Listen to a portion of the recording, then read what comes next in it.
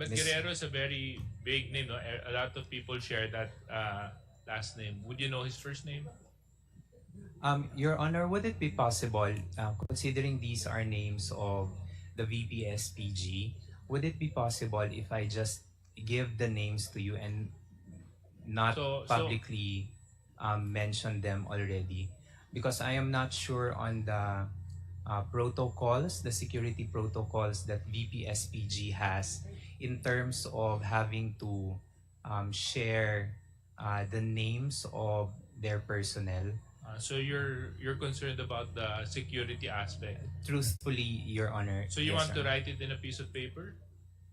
I can provide you, Your Honor. Chairman, just Before I recognize Congressman Paduano, the chair would like to recognize the Honorable Arnan Panaligan from the 1st District of Oriental Mindoro, the Honorable Zia Alonto Adjong from the 1st District of Lanao del Sur, Honorable Julien Jam Baronda, Deputy Majority Leader from the Lone District of Iloilo City, the Honorable Edward Vera Perez Maceda from the 4th District of Manila, the Honorable Horacio P. Swansing Jr.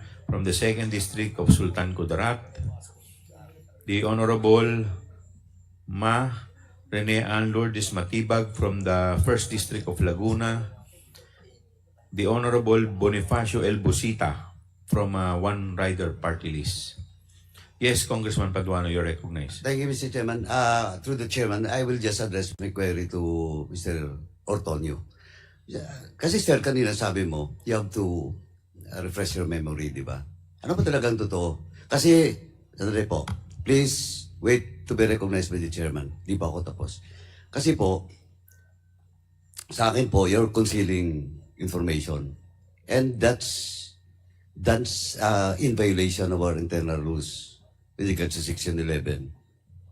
Concealment of information. So ano ba talaga? Nakalimutan mo o dahil doon sa question of protocol? To tell you the truth po, Your Honor, it's really on the protocols, Your Honor. It's really on the protocols. Okay, could you please give us the names of the security personnel? Submit it to COMSEC.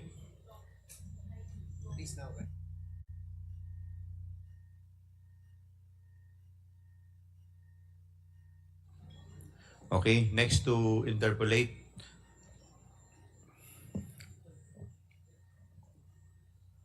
Si Congressman Zia. Ay, J. Congressman J. Konghun.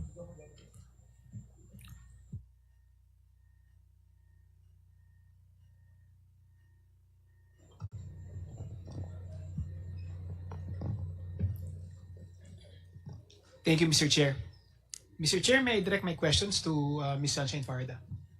Yes, please. Ms. Sunshine Parda. Yes, Mr. Chair. Good Ms. evening Sunshine po. Farda, kayo po ay nagtrabaho sa ilalim ni Vice President Sara noong siya po ay mayor pa ng Davao City. Tama po ba? Yes, Mr. Chair. Kailan po ito? It was in 2011, Mr. Chair. Ano ang nahawakan mong posisyon nung ikaw ay nagtatrabaho sa Davao? When I started working for the Office of the City Mayor, Mr. Chair, I was under a contract of service. It was, I think, Operations Assistant was the designation, Mr. Chair. Ano ang tungkulin mo sa posisyong ito? My work at that time, Mr. Chair, was to write technical letters, technical writing, preparation of MOAP, drafting of executive orders, and also attending meetings on behalf of the City Mayor's Office. Abogado po ba kayo? Abogado po kayo, tama po ba? Yes, Mr. Chair. Kailan po kayo nakapasa sa bar exam? I passed, Mr. Chair, in 2019 because I took the 2018 bar examination. Kasabay niyo po si Attorney Michael Powa. I believe so, Mr. Chair, yes. Okay. At noong si Vice President Sara ay naging DepEd Secretary, kayo ay unang naging Head Executive Assistant niya sa Department of Education. Tama po ba? Yes, I confirm that, Mr. Chair. Hanggang kailan ito? It was from July 1, 2022 until I believe around April, Mr. Chair, 2023. At nung matapos ito, kayo naman ay inatasan niya maging Assistant Secretary ng Office of the Secretary sa DepEd. Tama po ba? Yes, Mr. Chair, I was appointed by the President po as Assistant Secretary of the Office of the Secretary. Bilang ASEC, ano ang iyong tungkulin? I was in charge of the administration of the entire Office of the Secretary, Mr. Chair. I was also assisting the Vice President in technical matters like in meetings.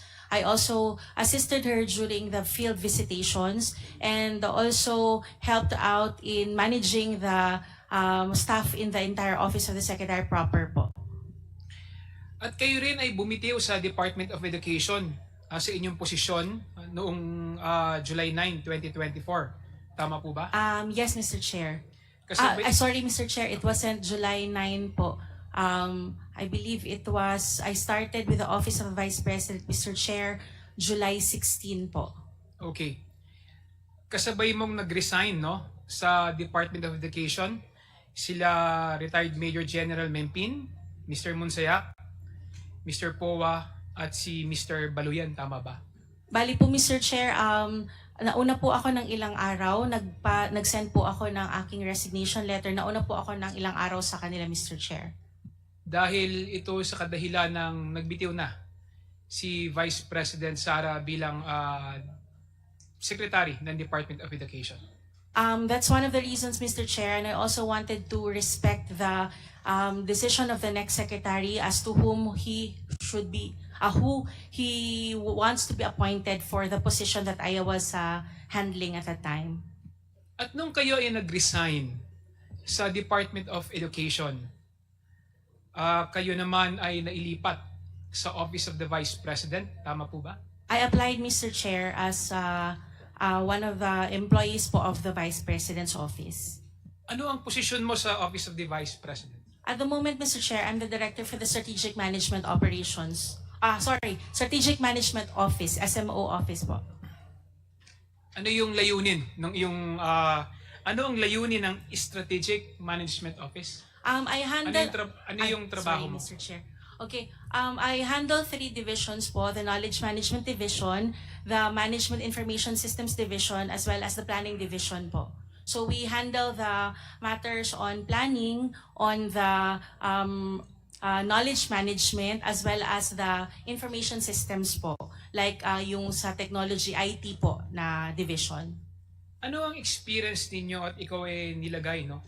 Bilang direktor ng Strategic Management Office, sa iyong palagay, kwalipikado ka ba? I believe so, Mr. Chair, because my papers and my application was submitted to the Civil Service Commission and it was also approved by them. Okay.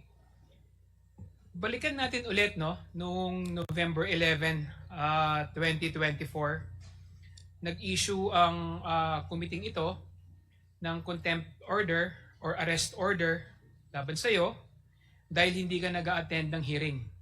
Yes, Mr. Noong Chair. November 14, 2024, nakatanggap ang committee ito ng letter na nagsasabi na ikaw nasa official business sa Southern Mindanao Satellite Office noong November 9 up to November 15. Tama ba?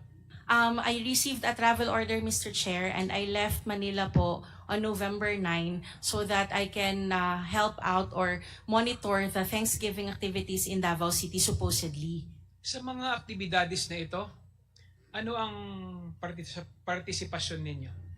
Supposedly, Mr. Chair, I was to monitor the Thanksgiving activities. Unfortunately, I wasn't really able to attend any of these because when the arrest order came out po November 11, I was so afraid already. I did not go out of the house anymore. So I informed po the office that I actually informed the office and the Vice President that I did not attend the activities, Mr. Chair, because medyo natakot po talaga ako nung lumabas na yung arrest order. So nagstay lang po ako sa bahay ng ate ko sa Davao City. So hindi ka nag-participate sa ginawang activities ng OVP sa